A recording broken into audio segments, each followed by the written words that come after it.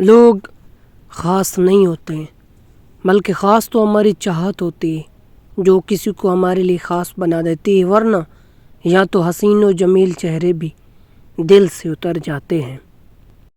خاموش ہو جایا کریں اور سہ جایا کریں، جھک جایا کریں، مان لیا کریں۔ یہ عاجزی ہے جو اللہ کو بہت محبوب ہے۔ بندہ جب بااختیار ہوتے ہوئے خاموش ہو جاتا ہے تو اللہ کی نظر میں معتبر بن جاتا ہے۔ مرد روکتا ٹوکتا ہے تو مقام ہے شکر ہے۔ ایسا مرد واقعی عورت کو اپنی عزت سمجھتا ہے، اس کا خیال خود سے زیادہ کرتا ہے۔ ایسی عورت دنیا کی خوش نصیب عورتوں میں سے ہے۔ خوبصورت مرد وہی ہوتا ہے جو عورت کی عزت کرنا جانتا ہو، اس سے محبت کرنا جانتا ہو اور اس کی اہمیت سے واقف ہو اور رشتوں کی اہمیت جانتا ہو۔ چہرے اور قد کاٹ سے مرد خوبصورت نہیں بنتا۔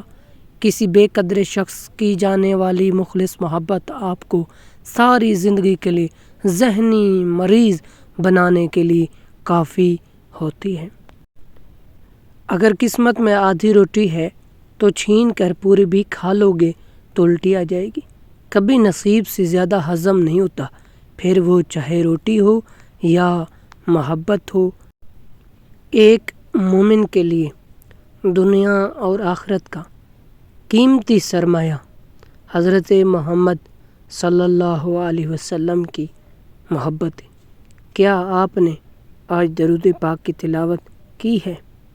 آپ کسی کو بھی زبردستی دو کاموں کے لیے مجبور نہیں کر سکتے، ایک محبت اور دوسرا عبادت، کیونکہ یہ دونوں کا تعلق دل اور روح سے ہوتا ہے۔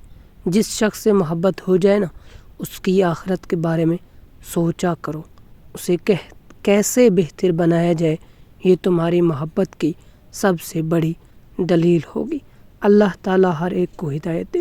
لوگ کہتے ہیں کسی ایک کے چلے جانے سے زندگی رک نہیں جاتی، لیکن یہ کوئی بھی نہیں جانتا لاکھوں کے مل جانے سے بھی اس ایک ہی کمی پورا نہیں ہو سکتی، کیونکہ وہ دل میں اتر جاتا ہے۔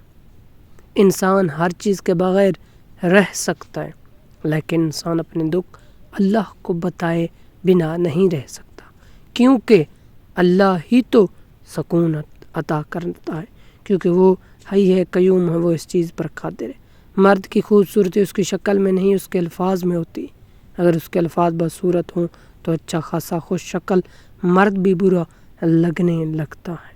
اللہ تعالیٰ ہر ایک کو اچھا اخلاق عطا فرمائے، آمین۔ بس اتنی بات ذہن نشین کر لیں کہ آپ کا تنہا نہیں ہے، اگرچہ ساری دنیا بھی آپ سے منہ موڑ لے، یہاں تک کہ آپ کے اپنے بھی ساتھ چھوڑ دیں، تب بھی آپ اللہ پاک کو ہمیشہ ہی اپنے ساتھ پائیں گے۔